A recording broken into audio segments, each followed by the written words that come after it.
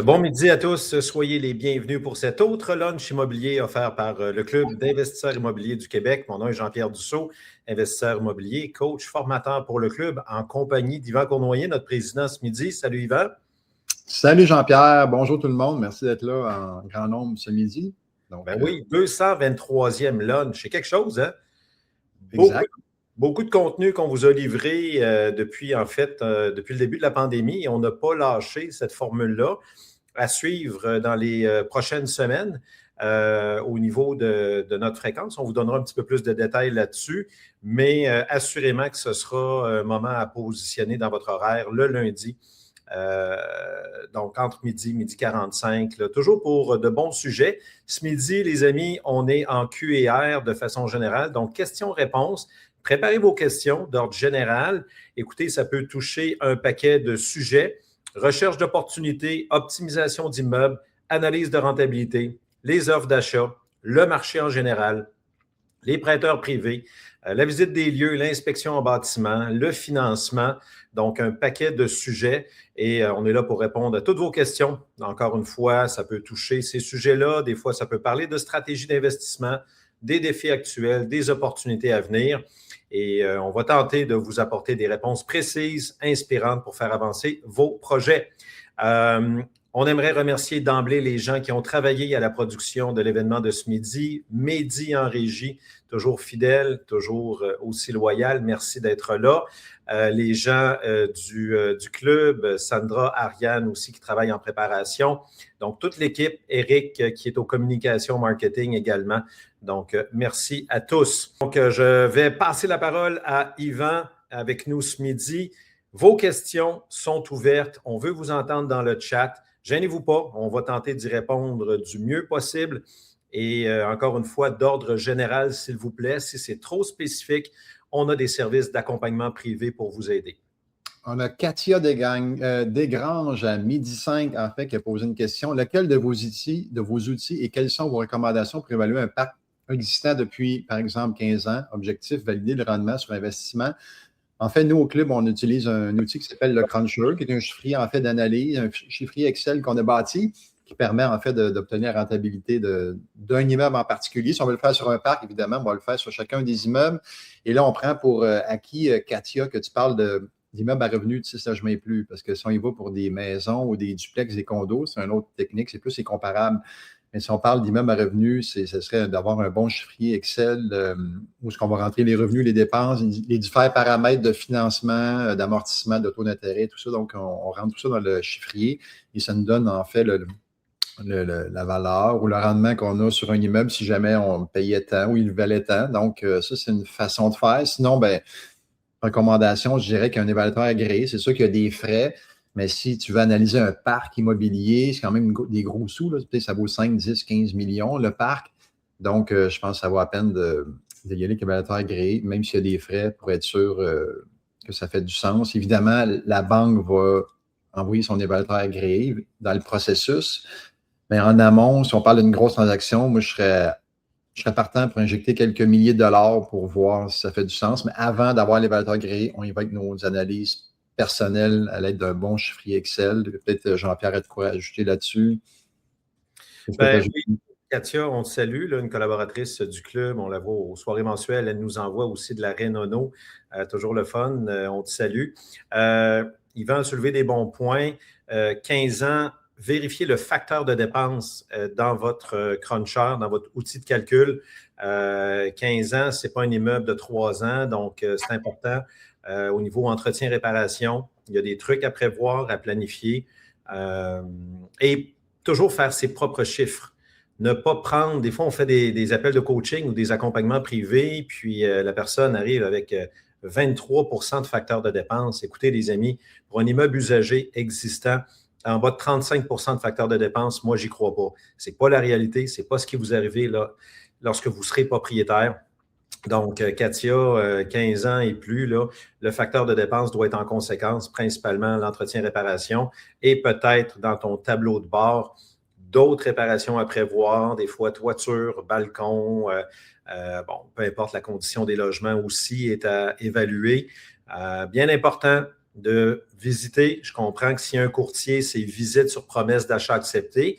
Par contre, si vous êtes en prospection pure, hors marché, vous pouvez vous entendre avec le propriétaire pour aller visiter avant de présenter votre offre, de sorte que immeuble de 15 ans et plus, mais on va dire, ouf, il faut que je me budgète. Salle de bain, cuisine, revêtement de plancher, il y a peut-être des choses à faire selon aussi la rotation des locataires, bien sûr. C'est tout ça. Donc, Katia, te former, le cruncher, tenir compte de l'âge de l'immeuble. J'ajouterais peut-être quelque chose sur le pourcentage de facteurs de dépenses. Jean-Pierre disait que si le pourcentage est bas, c'est soit que l'immeuble est super rentable ou il manque des dépenses, mais l'inverse est aussi bon aussi. Si on a un facteur qui est élevé peut-être à 45, 50, on a peut-être un immeuble avec un potentiel inexploité, donc pas assez de revenus ou trop de dépenses qu'on pourrait peut-être réduire. Donc, quand on voit des facteurs de dépenses élevés, attardez-vous à ça. Il y a peut-être une belle optimisation à faire, qui sait. Donc, ça peut être un indice si on s'intéresse davantage ou non à un immeuble. Excellent, excellent. Merci. Plusieurs gens là, qu'on connaît qui se branchent en ce moment. On salue Luigi, on salue des personnes, François, José. En fait, vous êtes plusieurs, évidemment, là, des gens proches du club qui ont suivi nos formations, qui sont venus avec nous en voyage lors de la semaine de l'Esprit millionnaire. Donc, merci d'être là. D'autres questions? Samuel, avec Jean-Pierre, avec Samuel à 12h17, quelles sont les meilleures questions à poser à un locataire lors d'une première visite?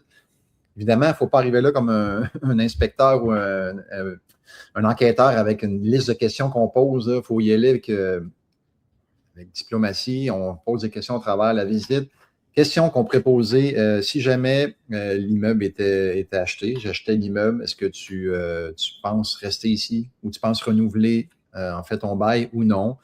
Est-ce qu'il y a des choses que tu n'aimes pas dans ton logement ou il y a des choses qui seraient à réparer? Faites attention, des fois, on a des locataires qui sont très, très... ils en mettent, là, tu sais, tout est fini. Donc, tout est à refaire selon eux. On en prend et on en laisse, mais ça serait le fun de savoir, selon eux, qu'est-ce qu'il y aurait à arranger dans le logement. Ensuite, c'est ça, qu'est-ce que tu aimerais qu'il soit fait? Et M. Lépine, il avait donné un truc. On peut demander aux locataires qu'est-ce qu'il aimerait qu'il soit fait, puis on prend ça en note.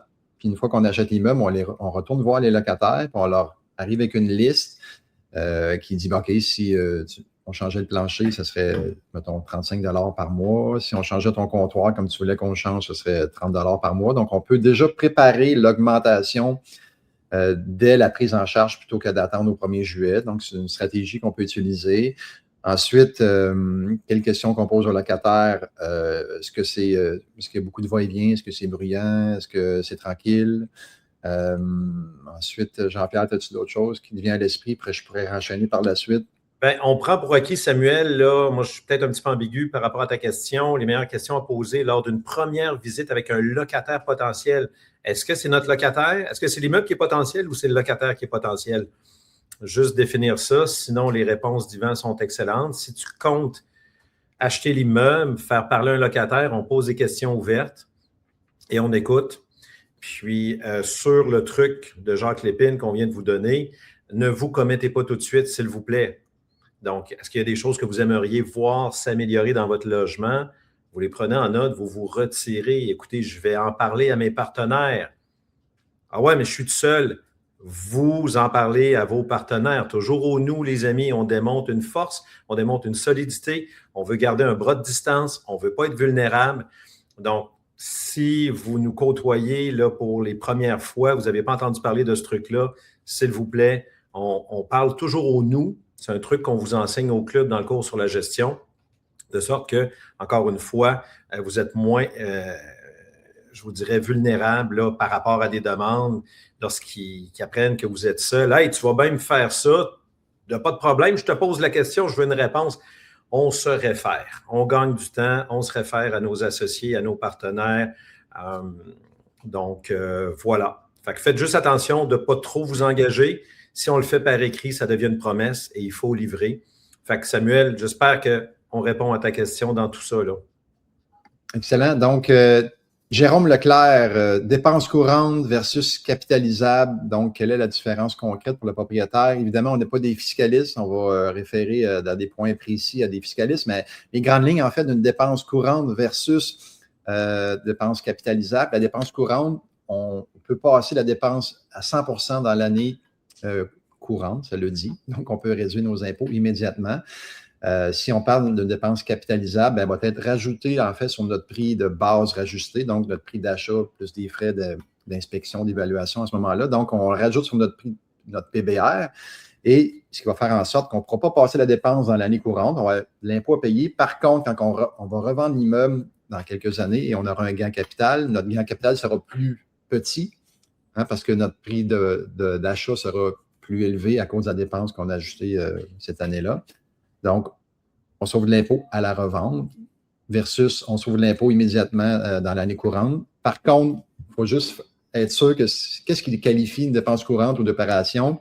Quand on remplace pour du identique, habituellement, en fait, c'est une dépense courante qu'on peut passer au complet. Donc, on a, je ne sais pas, du bardeau d'asphalte qu'on remplace par du bardeau d'asphalte, dépense courante. Mais si on améliore l'état de la bâtisse, bardeau d'asphalte versus, mettons, un toit en métal qui va durer 50 ans et plus. Donc, là, on vient d'améliorer la chose. Donc, ce serait une dépense capitalisable dans ce cas-là. Donc, c'est à peu près les grandes lignes. Sûrement que Jean-Pierre va avoir un petit bonus à vous partager là-dessus. C'est du remplacement, absolument. Le comptable va vous dire, tu as remplacé tes armoires, ils étaient en quoi, on les remplace en quoi, c'est ce qu'Yvan vient de vous dire. Est-ce qu'on passe d'un comptoir d'arborète à un comptoir de quartz ou de marbre? Bien là, c'est la capitalisation. Donc, du remplacement tel que tel, normalement, c'est de la dépense courante, effectivement. C'est ce qui vient diminuer nos profits. Donc, pour avoir un revenu net d'opération plus bas en fin d'année. C'est souvent la notion de remplacement versus amélioration. C'est souvent ce qui va faire la différence entre dépenses courantes et capitalisables. Excellent. Julie Simard, à midi 8, s'il te plaît, j'aimerais que tu précises un peu ta question parce que tu parles de présenter un investisseur privé. Est-ce que tu parles à un prêteur privé ou à un investisseur tout simplement? Donc, juste préciser, puis on va pouvoir répondre par la suite. Excellent, oui, tout à fait. Si on réfère à un prêteur privé, bien écoutez, le nerf de la guerre en immobilier, c'est de s'organiser, d'avoir ses documents à jour, classés, prêts, ses relevés de placement. Si vous avez des immeubles déjà, vos copies de baux, vos avis de renouvellement, bref, d'être fin prêt. Donc, même si on s'adresse à un prêteur privé, il a besoin des mêmes informations. La différence, c'est la rapidité de décaisser. En prêt privé, ça peut être très rapide, quelques jours versus des banques, vous le savez, qui peut prendre 2, 3, 4 mois, tout dépendant si c'est conventionnel ou SCHL. Mais soyez à jour dans vos papiers, dans vos choses. Raison de plus, en période d'impôt comme en ce moment, on serait curieux aussi de vous entendre comment vous vous organisez en ce moment. Plusieurs travaillent avec des logiciels de gestion, ce qu'on recommande, Proprio Expert, Plexflow, il y en a plusieurs qui existent, mais au moins numérisés, classés, de sorte que si le fisc débarque, vous vérifie, bien, vous êtes structuré, vous êtes capable de donner des réponses rapidement. Puis c'est le nerf de la guerre. Souvent, ce qu'on entend, les gens qui se sont fait vérifier, si on est capable de donner nos documents, mettons les 5 plus grosses dépenses de 2024 ou les 10 plus grosses en 24 heures, bien, à un moment donné, ils vont voir que vous êtes structuré, que vous allez avoir tout ce qu'il faut pour justifier vos déclarations de revenus. Donc, soyez structurés, que ce soit pour des prêteurs ou que ce soit pour la banque, le fisc. Donc, soyez organisés ou simplement vos choses, tenir vos choses à jour. Il y a une quiétude, il y a une paix d'esprit qui vient avec ça. Excellent, Jean-Pierre, merci. On a Alexandre Samy à midi 12. Est-ce préférable de refinancer un immeuble pour sortir le maximum d'équité à chaque fois ou de refinancer un petit peu moins et avoir plus de cash flow, en fait? Ça dépend de ta stratégie, Alexandre. Si tu es en mode expansion, ton but, c'est de grossir ton parc, tu es mieux de refinancer au maximum que la banque le permet, évidemment, et de pouvoir avoir plus de liquidité pour être capable d'acheter d'autres immeubles et de grossir. Si tu es plus en mode stabilisation, peut-être refinancer un petit peu moins pour avoir un meilleur cash flow, comme tu dis. Donc, ça dépend vraiment dans quelle situation tu te trouves. Donc, ce serait ma réponse là-dessus. en mode optimisation, on finance au maximum, sinon on est plus prudent. Ça dépend aussi peut-être de l'âge de tes bâtisses, parce que si tu as un immeuble qui est plus vieux, qui va demander plus d'entretien, plus de grosses dépenses qui s'en viennent, peut-être financer un petit peu moins, en fait, pour... Exact. Ça dépend de l'âge aussi, où est-ce que vous êtes dans votre carrière, mais ça rejoint la pensée d'Yvan. Lorsqu'on est en expansion, on va aller rechercher le maximum d'équité dans nos immeubles. Et là, si vous êtes nouveau avec nous, ouais, mais on va être endetté. Il y a une phrase qui dit en immobilier, plus vous êtes endetté, plus vous êtes riche. Donc, ce sont de bons actifs. On ne vous parle pas d'acheter des motos marines ou des 4 roues ou des affaires comme ça. Ça peut être correct, là, mais on ne parle pas du tout de ça. Donc, plus vous êtes endetté, plus vous êtes riche. Vous avez intérêt à faire travailler votre argent. Donc, en allant financer au maximum, si vous payez 4,5 % d'intérêt, mais que vous êtes en mesure de créer un rendement de 12, 15 18, 20 écoutez, ça vaut la peine. On veut faire travailler notre argent. Donc, dans ce cadre-là, on utilise les banques comme des partenaires. Ce n'est pas la mentalité de dire « Hey, il faut que je claire mon prêt hypothécaire le plus vite possible », comme on a été élevé au Québec pour des maisons unifamiliales. Dans l'immeuble à revenus, au contraire, on veut faire travailler notre argent, donc aller rechercher le maximum de notre équité. Excellent, merci Jean-Pierre. Sonia Beauregard, je ne sais pas si c'est la même qu'on a connue il y a quelques années en fait. On te salue si c'est le cas. Donc, elle dit qu'elle est sur le chômage, mais elle veut faire un flip. Donc, qu'est-ce qu'on a comme conseil pour elle? Il n'y a pas 56 000 façons de faire. Ça va être le prêteur privé, tant qu'à moi. Parce qu'aller avoir une banque sur le chômage, puis on veut acheter une maison, par exemple, à flipper, ça paraît un peu bizarre comme situation. Donc, le prêteur privé, c'est tout indiqué là-dessus. Donc, il va comprendre ta situation. Sinon, un courtier hypothécaire à te référer, ben, on a quand même quelques-uns au club. Là. Si tu vas sur le site du club, on a André Marcoux. En fait, maintenant, il travaille avec Cathy Lou, je crois, je ne me souviens plus de son nom de famille, mais bref, va sur le site du club, tu vas avoir André Marcoux comme courtier hypothécaire qui peut t'aider, comme prêteur privé également, qui fait des flips, qui finance pour des flips, parce que ce n'est pas tous les prêteurs privés qui vont financer pour des flips. Donc, André serait la personne tout indiquée pour te guider là-dedans. Donc, et voilà. Super. Ben, écoutez, il y a plusieurs questions. Soyez pas trop spécifiques. On veut vraiment rejoindre le plus de gens possible. C'est sûr que ça serait tentant, mais on va aller trop dans des directions beaucoup trop précises. On risque de perdre une majorité là, de nos téléspectateurs en ce moment. J'ai tenté de garder les questions assez courtes parce que les lire, c'est quand même assez long. Donc, des questions concises, s'il vous plaît. Exact. Martin Laverdière, à 12h15, quelles sont les meilleures institutions financières afin d'ouvrir un compte pour notre compagnie de gestion immobilière? Ça serait de voir, Martin, les forfaits, combien coûte magasiner entre les institutions pour ouvrir un compte affaires. Qu'est-ce qui est le plus avantageux? Qu'est-ce qu'on t'offre? Est-ce qu'il y a une carte de crédit qui vient avec ça? Qu'est-ce qu'ils prennent comme frais? Ça serait vraiment notre meilleure réponse. Puis sinon, si la question était quelles sont les meilleures institutions financières pour emprunter, bien, vous pouvez travailler avec des courtiers hypothécaires. Yvan vient d'en parler. On a des membres corpaux au club, entre autres les gens de PMML, mais il y en a plusieurs. Travailler avec des spécialistes, travailler avec des gens qui connaissent le marché, qui ont accès à 15-20 prêteurs qui peuvent magasiner selon le type d'immeuble, le montant du prêt, votre profil, votre région, toutes des choses très précises. Ça s'est raffiné beaucoup, les amis. Puis, si vous êtes habitué de traiter avec la même institution, c'est payant l'infidélité dans ce cas-ci. Donc, juste qu'ils sachent que vous magasinez le marché, des fois, ça va changer complètement vos conditions de financement. On a vu des exemples où est-ce que le prêteur était un peu trop confortable, un peu trop assis avec le client en étant convaincu qu'il allait rester avec lui jusqu'à la fin de ses jours, alors que c'est pas mauvais de brasser les cartes et de peut-être faire rentrer un courtier hypothécaire en disant, ben là, j'ai toutes mes choses à tel endroit, la Nationale, Desjardins, peu importe. Par contre, j'aimerais voir mes options pour une prochaine acquisition, pour un refinancement. et vous allez obtenir souvent là, les meilleures conditions. Puis ce n'est pas parce qu'un prêteur est bon à un trimestre, exemple la Laurentienne en ce moment, que ça va être elle le trimestre prochain. Ça dépend de leur appétit, ça dépend des conditions de marché, ça dépend de plein de choses. C'est pour ça que le courtier hypothécaire a une très bonne lecture de l'ensemble des prêteurs. C'est bon? Excellent, Jean-Pierre. Je passais à travers les questions. Je pense qu'on va être capable d'en prendre quelques-unes encore.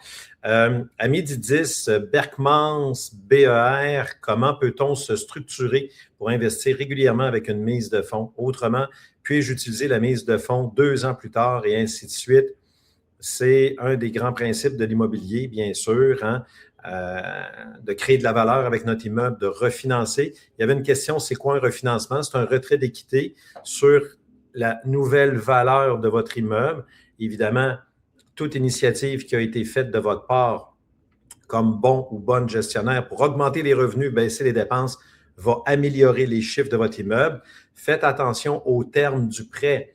Donc, sur un terme de 5 ans, ben, généralement, on ne peut pas trop bouger dans les premières années. Entre 3 et 5 ans, ça peut être faisable. Parlez avec votre prêteur ou votre courtier hypothécaire, mais sinon, effectivement, vérifiez le terme de votre prêt pour combien de temps, quand est-ce qu'il est à échéance. Mais oui, Berkmans, là, je m'excuse, on n'a pas le prénom à l'écran, mais c'est la façon de faire en immobilier, tout à fait. On commence avec une mise de fonds, on la fait grandir à travers nos augmentations de revenus, nos baisses de dépenses, on améliore nos chiffres et on y va avec un refinancement. Donc, on retire l'équité qu'on a créée, la plus-value, pour l'utiliser pour réinvestir. C'est juste moins rapide qu'avant. Excellent. Il y a notre ami Sib Soin, en tout cas, je vais passer son nom de famille, quand même assez long, qui nous pose la question, une question qui nous revient souvent. La meilleure institution financière en termes de prêt hypothécaire, en fait, ce n'est pas toujours d'avoir les meilleures conditions, mais c'est de s'assurer que le prêt passe. Parce que, tu sais, souvent, les gens cherchent un taux, c'est où le meilleur taux ou les meilleures conditions, mais souvent, on a des dossiers qui sont plus difficiles. Et quelle institution financière va permettre de faire passer le prêt? Donc, Jean-Pierre en a parlé un petit peu tantôt de passer par un courtier hypothécaire qui, lui, connaît en fait chacune des institutions financières. Puis selon votre produit, selon votre projet, bien, une banque est peut-être mieux qu'un autre. Donc, ce n'est pas nécessairement la meilleure banque, c'est quelle banque va accepter de financer votre projet. Donc, un courtier hypothécaire d'expérience va pouvoir vous dire, bien, on va aller à telle banque ou à telle banque selon ta situation personnelle, selon les chiffres de l'immeuble également, et selon le projet que tu veux faire. Donc, je vous invite à passer par un courtier hypothécaire pour vraiment vous faire diriger au bon endroit et non chercher le meilleur taux comme souvent les gens vont faire. Donc, voilà. Excellent. Petite question de gestion de Jérôme Leclerc là, qui nous a envoyé quelques questions, qu'on te salue.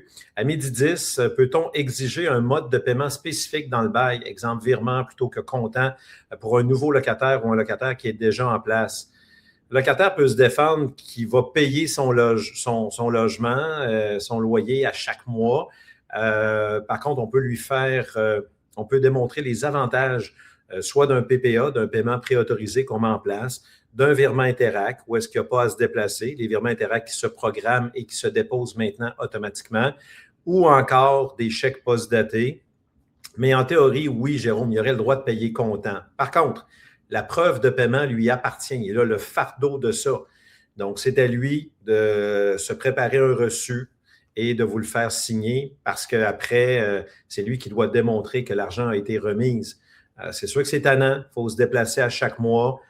Il peut y avoir des rabais, des fois un 5 $ par mois pour l'inciter à utiliser le virement Interac, lui démontrer que c'est très sécurisé.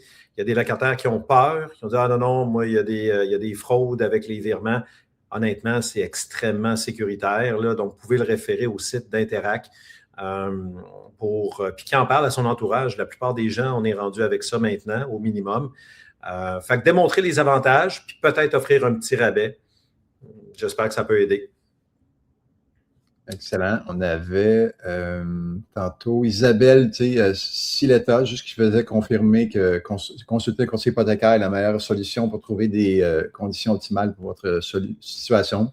Je ne sais pas si elle est courtier hypothécaire pour écrire ceci. Ensuite, on aurait Il y a peut-être quelques questions là, qui touchent à de la location de chauffe-eau ou d'équipement. Écoutez, je vais vous le dire comme je pense, idéalement, essayez d'avoir vos propres équipements à vous-même le plus possible. Ça inclut les chauffe-eau en location, ça inclut les buanderies en location le moins possible pour plusieurs raisons. On l'enseigne dans le cours sur la gestion. Souvent, la personne qui s'enrichit le plus, c'est l'organisation qui vous loue les équipements. Donc, soyez propriétaire de vos choses le plus possible. Des fois, on achète un immeuble, il y a un contrat, regardez les termes, les échéances. Des fois, ça peut être long de sortir d'un contrat de location, mais ça vaut la peine d'y mettre le temps nécessaire pour éventuellement d'être propriétaire de vos propres équipements. Excellent, excellent. On nous pose la question, la mise de fonds pour un premier acheteur, ça va dépendre du type d'immeuble, en fait, que vous allez acheter. Et si le prêt va être conventionnel ou assuré par un assureur hypothécaire. Donc, en prêt conventionnel pour une maison, condo, duplex, triplex, quadruplex, ça va être 20 de mise de fonds. Si le prêt est assuré par un assureur comme SCHL ou Sagen ou Canada Guarantee, qui sont des assureurs hypothécaires au Canada, on va pouvoir mettre 5 de mise de fonds pour une maison, un condo, un duplex et triplex, quadruplex, ça va être 10 de mise de fonds. Si on parle de 5 logements et plus assurés CHL, qui est le seul assureur en fait qui fait du 5 logements et plus, ça va être 15 de mise de fonds. Évidemment, tout ça est théorique parce que ça va dépendre de vos ratios personnels quand on parle de petits immeubles et de rentabilité de l'immeuble qu'on achète pour un 5 logements et plus. Parce qu'en théorie, c'est 15 avec SCHL, mais si les chiffres ne sont pas là, il n'y a pas assez de revenus ou trop de dépenses, ça se peut qu'on ait à injecter plus de comptant. Donc, et voilà pour les pourcentages selon les types d'immeubles qu'on achète. Super. Ben, écoutez, vous vous êtes déjà aîné, là. Je descends, il y a quand même pas ça s'est mis. Oui, c'est ça, c'est ça. André Boulanger, à 12h32, compte tenu qu'on parle beaucoup de courtiers hypothécaires là, pour vous orienter, une bonne question. Il a consulté un courtier hypothécaire pour un refinancement d'un 6 logements. Le courtier demandait 1 du financement en commission. Est-ce que c'est élevé? C'est pas mal le standard, André. Donc, sur 900 000, oui, ça fait 9 000 $. Ça se met en dépenses, bien sûr, dans vos dépenses d'opération durant l'année, mais c'est souvent justifié de par la qualité de l'encadrement, des conseils, du taux hypothécaire, des conditions que vous allez obtenir. Ces gens-là travaillent avec vous. Ils sont là pour monter votre dossier, vous épauler, puis vous assurer qu'une fois que le dossier est prêt à présenter, qu'il est impeccable. Donc, c'est des alliés. Ils sont là des fois pour vous corriger, recadrer, il manque tel document. Bon, oui, ils ont un frais, mais je vous dirais, la plupart du temps, ce frais-là est pleinement justifié. Vous le regagnez dans la qualité de votre prêt hypothécaire par après. Donc, avant de conclure, peut-être une ou deux dernières questions, Yvan? Oui, OK.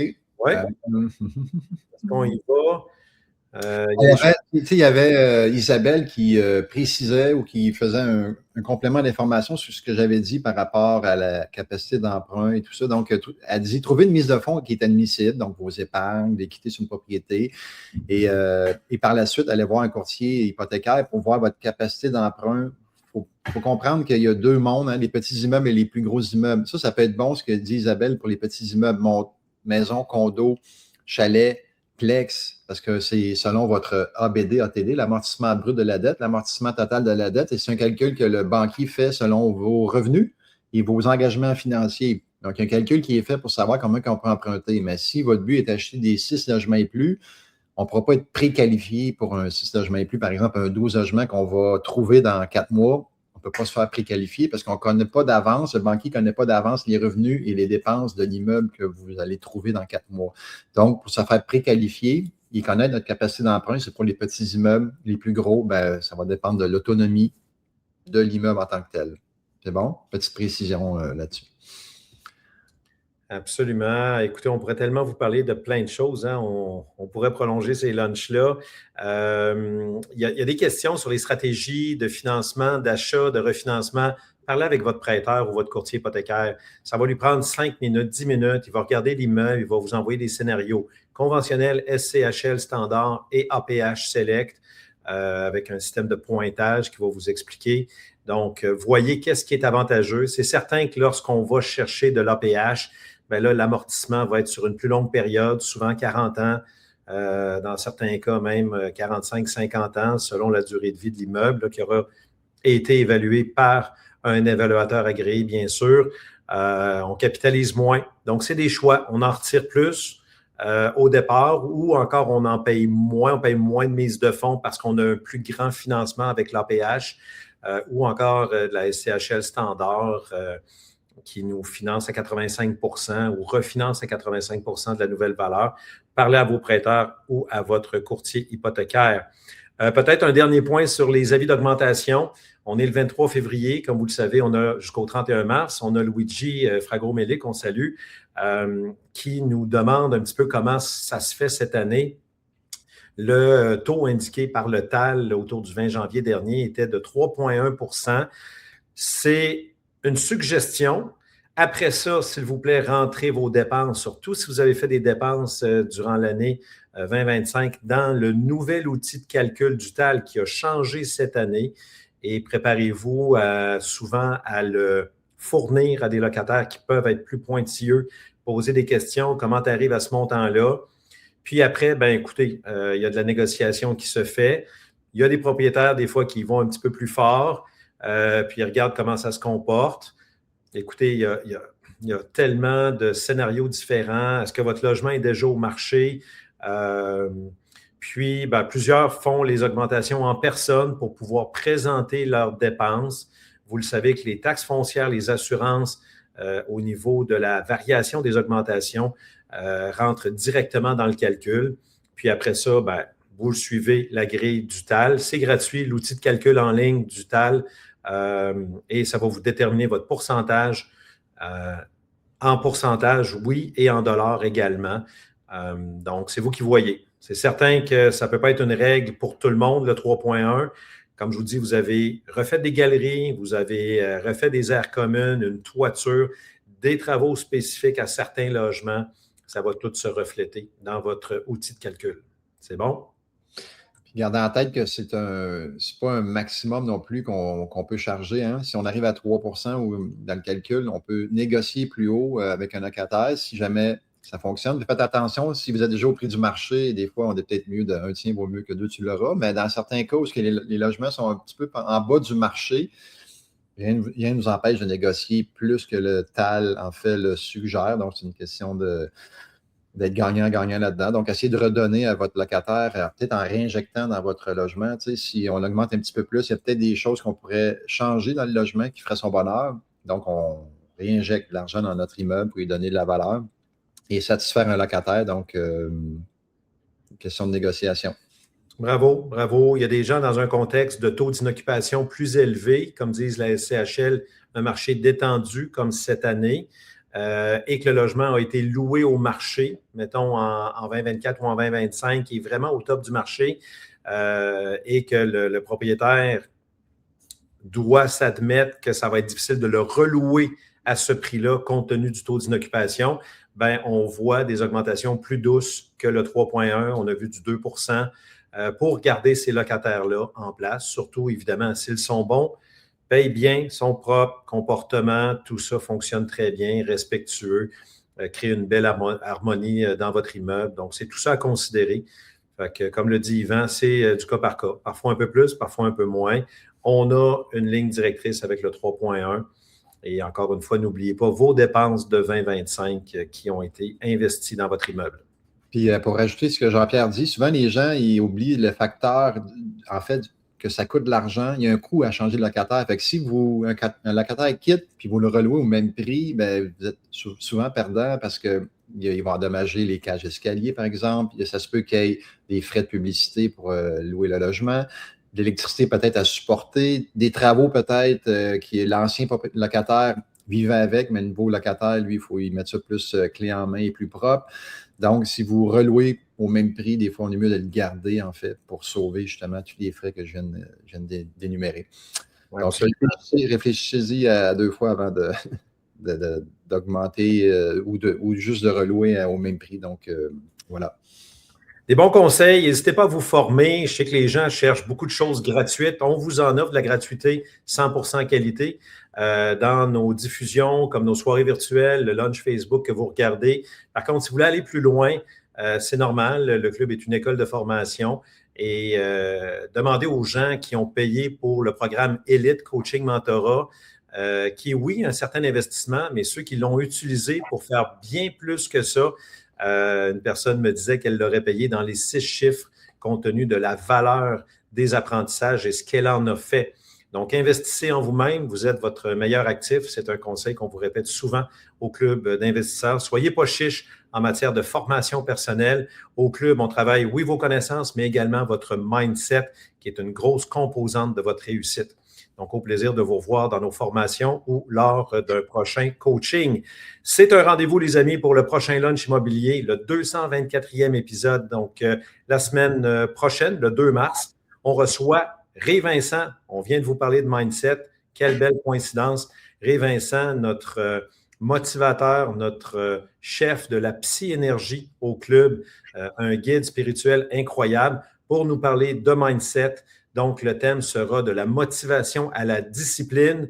N'oubliez pas que vous pouvez nous réécouter autant que vous voulez en podcast, rediffusion en tout temps. C'est disponible, c'est gratuit. Donc, le mot de la fin, Yvan, de ton côté?